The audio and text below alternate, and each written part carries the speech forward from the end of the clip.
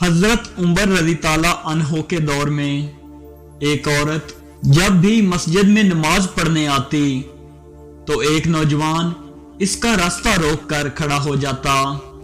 2-4 دن نظر انداز کرنے کے بعد ایک دن وہ کھڑی ہو گئی اور پوچھا کہ کیا ماجرا ہے۔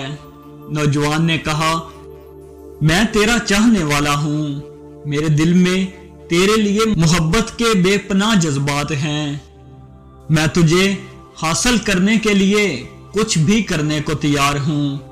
اس عورت نے کہا، ٹھیک ہے، میری کوئی شرائط نہیں، اگر تو میرا اتنا ہی چاہنے والا ہے تو ایک شرط پوری کر دے، تو پھر میں تیرے لیے حاضر ہوں۔ اس نے شرط رکھی کہ وہ 40 دن حضرت عمر کے پیچھے نماز پڑھ لے۔ آخری دن کی آخری نماز کے بعد یہی ملاقات ہوگی۔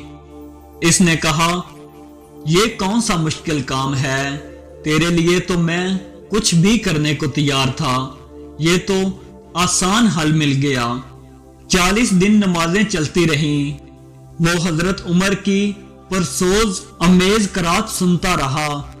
40ویں دن کی آخری نماز کے بعد جب وہ واپس پلٹنے لگا تو وہ عورت وہاں کھڑی تھی۔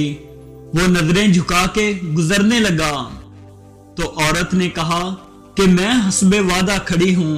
نوجوان نے سر جھکا کر جواب دیا، میرے دل کا تعلق عمر نے رب سے جوڑ دیا ہے، اب تم کھڑی بھی رہو، تمہاری طرف نظر بھی نہیں کروں گا۔